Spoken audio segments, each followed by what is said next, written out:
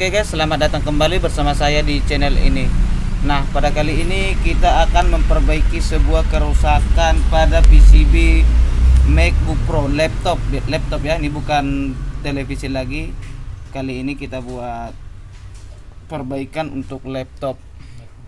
Ini MacBook Pro tahun 2011 Core i7 dengan keluhan di soket ramnya bermasalah. Seperti ini, mungkin nampak di kamera. Nah, ininya kunciannya ini ada yang patah. Jadi intinya slot 1 itu nggak bisa tepat lagi. Biasanya kalau ketat seperti ini. Nah, jadi ini kalau ditekan-tekan gini bisa nampil, ditekan, kadang-kadang hang sendiri pas dijalankan OS gitu. Intinya slot RAM-nya ini bermasalah, slot RAM 1 maupun slot RAM 2. Jadi di sini kita mau bikin cara buka slot RAM dan cara pasangnya nanti. Jadi di sini kita buka slot RAM-nya ini, jadi kita pasang satu aja nanti. Kalau untuk 2 slot RAM kita nggak bisa pasangnya, mesin kita nggak mumpuni untuk masang sampai 2. Jadi kita bukanya pun agak kasar sedikit karena kita nggak punya mesin untuk bukanya ini. Mesin kita nggak mumpuni, gitulah ceritanya. Jadi kita buka pakai kekerasannya. Oke, kita lanjut. Nah, oke sobat, untuk cara membuka soket RAM ini mungkin kita bertanya-tanya kenapa saya buat tutorial cara membuka soket RAM ini. Karena ini soket RAM yang sudah rusak, jadi kita mau ganti yang lebih bagus lagi. Jadi cara membukanya ini mungkin karena alat kita nggak mumpuni, jadi cara pembukanya agak kasar. Jadi slot RAM-nya mungkin pasti rusak kan, orang dari awalnya udah rusak. Karena jika kita lihat dari soket RAM ini, kakinya berada paling dalam atau double. Ini PCB MacBook Pro, tidak seperti laptop biasanya. Ini untuk kaki-kaki slot RAM-nya berada di dalam. Karena alat kita nggak ada, jadi kita buka menggunakan gerinda nanti. Agak kasar dikit. Jadi sebelum kita melakukan penggerindaan untuk slot RAM ini, kita tutup dulu untuk beberapa bagian atau semacam prosesor, kita wrapping biar serbuk-serbuk bekas gerinda nanti tidak menyebar kemana-mana.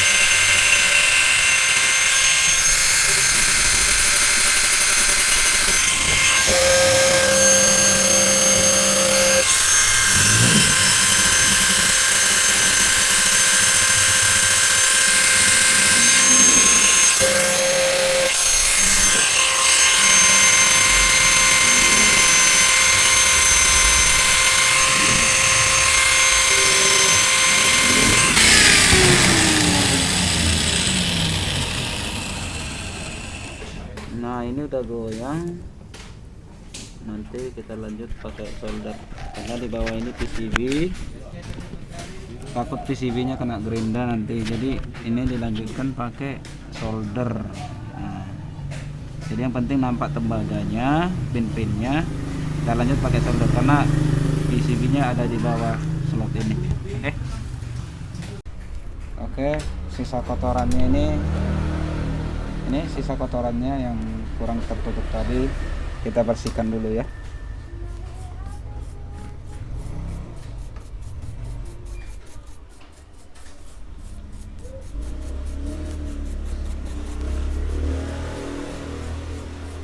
Ini hati-hati kotorannya ini karena kotorannya ini menghantar listrik, debu tembaga. Bersihkan dulu, selagi masih nampak dibersihkan.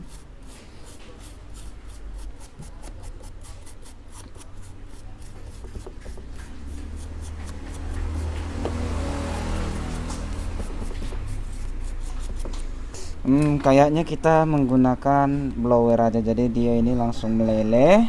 Kita tarikin aja nanti pakai blower. Pakai solder kayaknya merusak mata solder, jadi kalau pakai blower tidak. Coba kita setting blower suhu 400 di angin 30.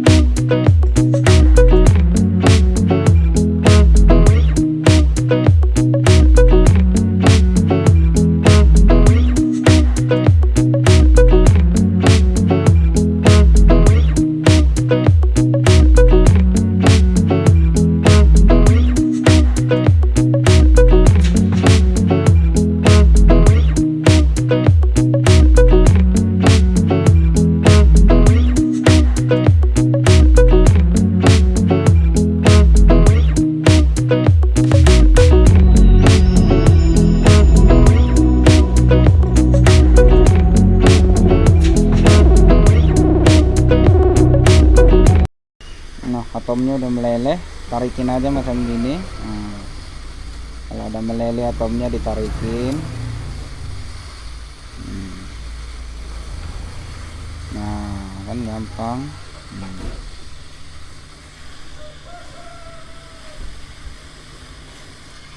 Ditarikin aja. Oke, kita kasih fluk pasta dulu.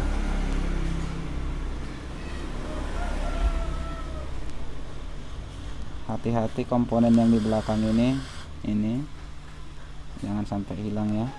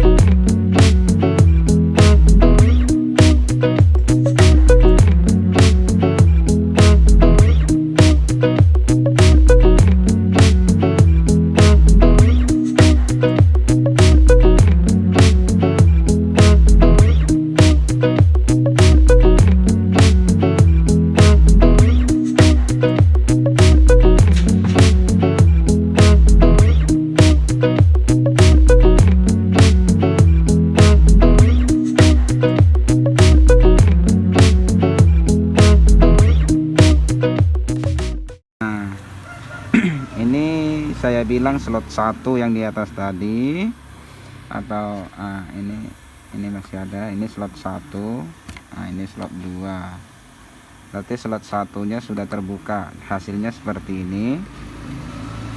Nah, jadi kalau sudah begini kita gampang, nggak usah pakai gerinda-gerinda, pakai solder pun bisa ini, karena kaki untuk slot 2 sudah nampak. Kita tidak perlu pakai gerinda lagi untuk buka slot 2. Gerinda untuk slot pertama aja, karena tembaganya, kaki-kakinya nggak nampak, jadi nggak bisa disolder. Oke, yang ini kita blower lagi untuk cabut slot RAM 2 nya. Oke. Karena yang pertama tadi kakinya tidak nampak, makanya kita menggunakan gerinda atau agak kasar sedikit. Jadi setelah slot RAM pertama terbuka, untuk kaki-kaki dan pin di slot RAM kedua sudah terlihat. Jadi kita buka menggunakan blower. Bisa sobat lihat kondisi kakinya atau jalur-jalurnya sudah nampak 4 lapis di bawah penutup PCB-nya itu, penutup RAM-nya tertutup dengan plastik, makanya kita gerinda.